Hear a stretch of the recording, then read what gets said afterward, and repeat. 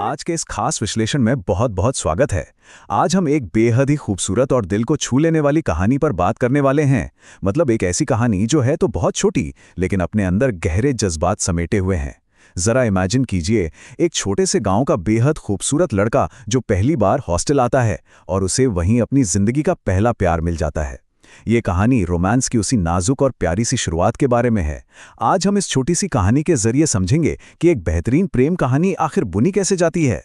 हम सभी ने कभी ना कभी अपनी जिंदगी में ऐसा महसूस किया ही है ना? जब हम किसी को बहुत ज्यादा चाहते हैं, लेकिन जैसे ही वो सामने आते हैं, होंठ एकदम सिल जाते हैं, कुछ बोला ही नहीं जाता। तो चलिए आज इसी बात की गहराई में चलते हैं और देखते हैं कि जब भावनाओं को बोलकर नहीं बताया जा सकता, तो प्यार अपना रास्ता कैसे ढूंढता है। अब इस कहानी के जादू को समझने के लिए हमें लिटरेचर और राइटिंग की एक बहुत ही क्लासिक टेक्निक को समझना होगा, जिसे कहते हैं शो डोंट टेल, यानी दिखाएं बताएं नहीं। देखिए, जब सीधे तौर पे कहा जाता है कि वो प्यार में है, तो उसका असर उतना गहरा नहीं होता। लेकिन जब ये दिखाया जाता है कि किसी की धड़कनें तेज हो रही हैं या कोई छुप छुप के कोई काम कर रहा है, तो वो फीलिंग सीधा दिल पर लगती है। हमारी आज की कहानी पूरी तरह से इसी खूबसूरत सिद्धांत पर काम करती है। तो चलिए कहानी के पहले हिस्से की तरफ बढ़ते हैं, खामोश लड़के का राज। कहानी की शुरुआत होती है एक हॉस्टल में, जहां पहली बार दो लोग मिलते हैं। इस कहानी का जो मेन कैरेक्टर है, हमारा हीरो, वो एक बहुत ही दिलचस्प और सच्ची दुविधा का सामना कर रहा है। बाहर से अगर देखें तो वो पूरी तरह खामोश है, नर्वस है, डरा हुआ है, और जब वो उस लड़की के सामने होता है ना, तो उसे कोई शब्द ही नहीं सूझते। लेकिन अगर उसके अंदर झांक कर देखा जाए तो वह भावनाओं का एक पूरा समंदर बह रहा है। उसकी सोच बहुत ही खूबसूरत और गहरी है। ये एक ऐसी कमजोरी है जिससे हम में से बहुत से लोग रिलेट कर सकते हैं। आइए देखते हैं कि ये सब आगे कैसे बढ़ता है। इस छोटी सी कहानी का सफर कुछ इस तरह है।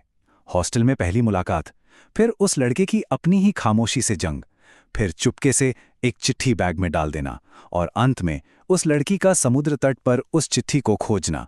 यहां ध्यान देने वाली बात यह है कि कैसे छोटे छोटे एक्शंस और हरकतें इस पूरे रोमांस को आगे बढ़ा रहे हैं। और यहीं से शुरू होता है हमारा दूसरा हिस्सा, अनकहा रोमांटिक संघर्ष। एक ऐसा पॉइंट जो कहानी को असल में आगे धकेलता है। लड़के की सबसे बड़ी परेशानी यही थी कि वो शब्दों का जादूगर नहीं था, लेकिन दूसरी तरफ उसकी चाहत बहुत मजबूत थी। उसे किसी भी तरह अपनी बात पहुंचानी ही थी। तो उसने क्या किया? उसने एक फिजिकल कैटलिस्ट, यानी एक भौतिक माध्यम का सहारा लिया। एक कागज का टुकड़ा और एक पेन। अपनी खामोशी और अपने प्यार के बीच की इस दूरी को मिटाने के लिए उसने चुपके से वो चिट्ठी उसके बैग में खिसका दी। ये एक ऐसा कदम था जो उसकी बेताबी और उसके गहरे प्यार दोनों को साफ साफ दिखाता है। इसके बाद हम आते हैं कहानी के तीसरे हिस्से पर, समुद्र तट पर इजहार। अब यहां पर जो बात सचमुच बेहद दिलचस्प है, वो ये है कि कहानी का फोकस अब शिफ्ट होकर उस लड़की पर आ जाता है, जहां समुद्र तट जैसी एक अकेली और शांत जगह भावनाओं को और भी गहरा कर देती है। और फिर वो उस चिट्ठी को पढ़ती है। उसमें बस कुछ ही वाक्य थे, लेकिन बहुत ही प्यार से पिरोए हुए। चिट्ठी में लिखा था, मुझे नहीं पता कि इसे बोलकर कैसे कहूं, लेकिन तुमने मेरी दुनिया को और भी रोशन कर दिया है, और मैं तुम्हारे बारे में सोचना बंद नहीं कर पा रहा हूं। कितनी सादगी है ना इसमें, और यही सादगी इसकी सबसे बड़ी खूबसूरती है। लड़के की उस खामोशी के मुकाबले ये हाथ से लिखे हुए शब्द कितने लाउड और सच्चे महसूस होते हैं।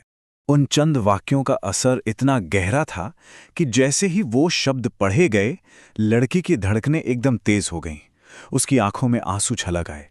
उस छोटे से कागज के टुकड़े में लड़के की भावनाओं की सच्चाई इतनी शिद्दत से महसूस की जा सकती थी कि वो सचमुच रोने लगी। ये एक बहुत ही पावरफुल और इमोशनल मोमेंट है कहानी का।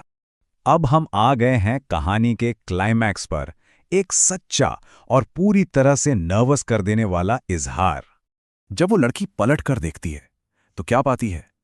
वो लड़का ठीक उसके पीछे खड़ा है, और वो बहुत ज्यादा नर्वस है, अंदर तक डरा हुआ है। इस पल की वल्नरेबिलिटी, वो जो एक नाजुकपन है ना, उसे हम सब महसूस कर सकते हैं।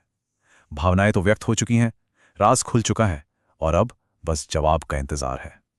सोचिए, उसकी धड़कनें भी इस वक्त किसी तूफान से कम नहीं चल रही होंगी, और उस पल के भारी भरकम तनाव को तोड़ने के लिए हाथ में उस चिट्ठी को पकड़े हुए बस एक छोटा सा सवाल पूछा जाता है, क्या यह सच है?